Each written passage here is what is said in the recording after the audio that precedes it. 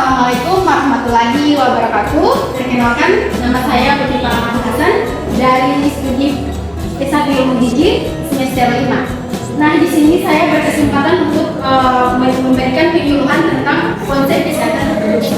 Nah, saya ingin bertanya dulu, kira-kira kesehatan reproduksi itu apa? Ada yang bisa jawab?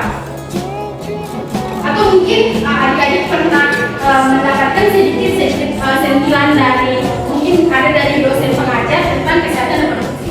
Ada atau bagaimana?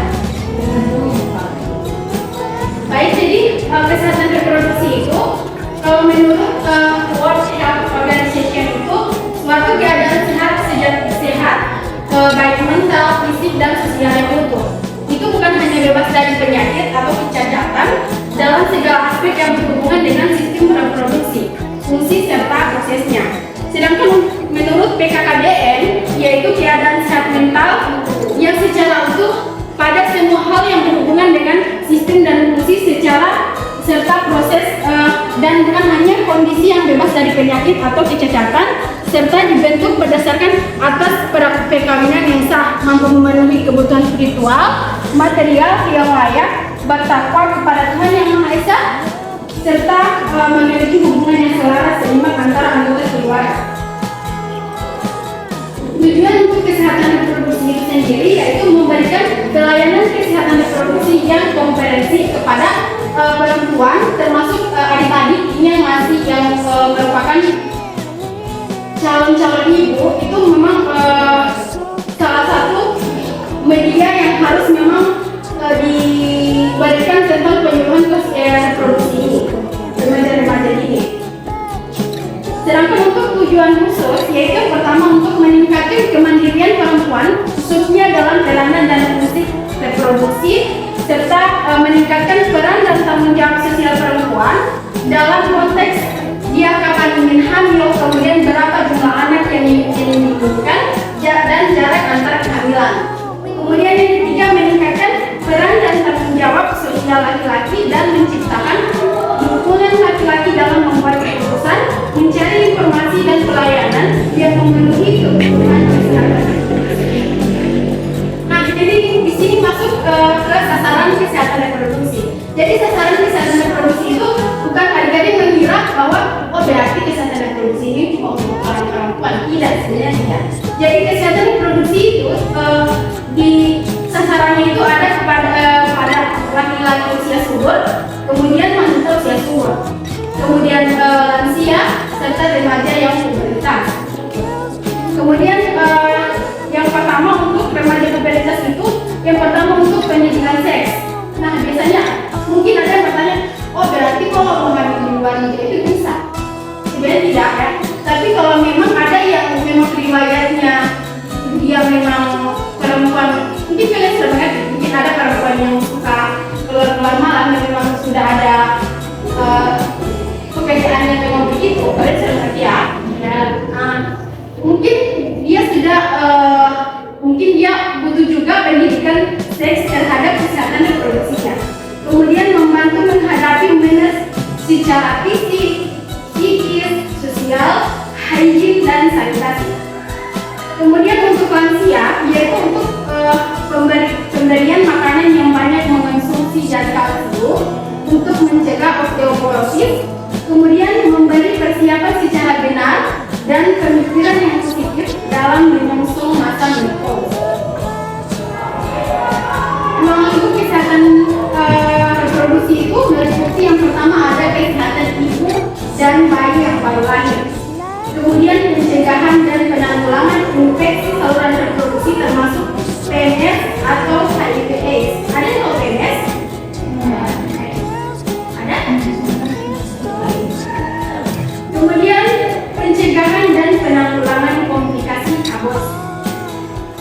Kemudian faktor yang mempengaruhi kesehatan reproduksi. Kira-kira ada yang bisa satu saja memberikan faktor apa saja yang mungkin kalian bisa pendapat kalian apa saja yang mempengaruhi kesehatan reproduksi sekarang ini? Ada bisa makan syarat atau makasih pendapat tidak ada? Jadi faktor yang mempengaruhinya itu yang pertama ada lingkungan. Apalagi orang kebanyakan minat kos. Misalnya lingkungan dan budaya, yaitu berdampak buruk pada kesehatan reproduksi, kepercayaan banyak anak banyak terjadi, informasi tentang fungsi reproduksi yang membingungkan anak dan remaja karena saling berlawanan satu dengan yang lain. Kemudian faktor psikologis, yaitu dampak pada keretakan dalam jiwa pada remaja, depresi karena ketidakseimbangan hormonal, rasa tidak berharga wanita terhadap pria yang memberi kebebasan secara materi dan lain sebagainya. Kemudian untuk indikator kesehatan reproduksi wanita di Indonesia, yang pertama adalah ukuran yang menggambarkan atau menunjukkan status kesehatan wanita dalam populasi tertentu. Indikator kesehatan ibu itu ada pendidikan, kemudian ada penghasilan, kemudian usia harapan hidup, angka kematian, serta tingkat kesuburan. Kemudian hak-hak reproduksi. Nah, hak-hak reproduksi ini suatu hak bagaimana kita, yang pertama bagaimana kita mendapat informasi dan pendidikan kesehatan reproduksi. Kemudian yang kedua, hak mendapat pelayanan dan perlindungan kesehatan reproduksi. Baik, di situ dulu untuk materi saya. Kira-kira ada adik-adik yang ingin bertanya ataupun memberikan saran atau tambahan dari materi saya tadi, juga silahkan. Ada yang ingin bertanya? Atau sama tunjuk saja? Tanya saja apa yang mau tidak paham atau saya terlalu cepat bakasnya ini. Tidak, katanya saja. Yang baru sampai.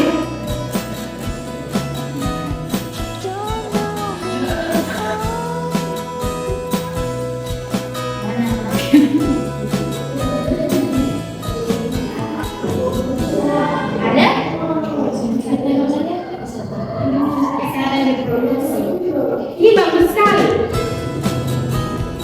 Nantinya kalian kalau jadi terberapa nanti mau akan ada ini mata kuliah kesehatan reproduksi.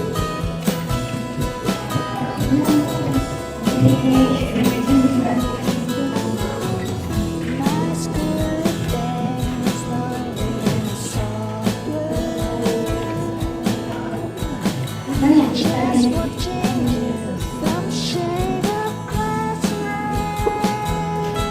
Apa saja tujuan kesehatan?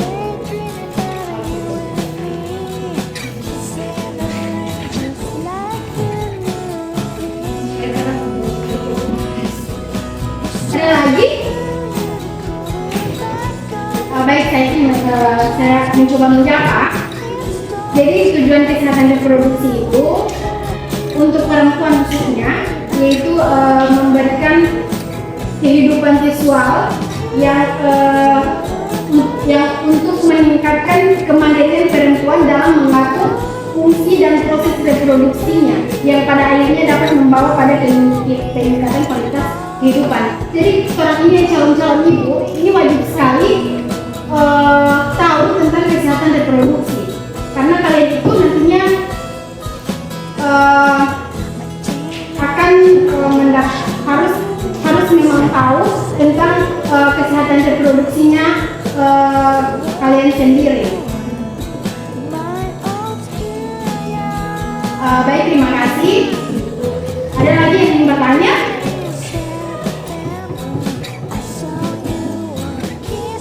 Baik, terima kasih. Itu dulu penyuluhan tentang kesehatan reproduksi dari saya. Lebih dan kurangnya saya mohon maaf apabila ada kesalahan kata ataupun terlalu cepat untuk memberikan materi, mohon dimaafkan. Wabillahi taufiq wal hidayah. Wassalamualaikum warahmatullahi wabarakatuh.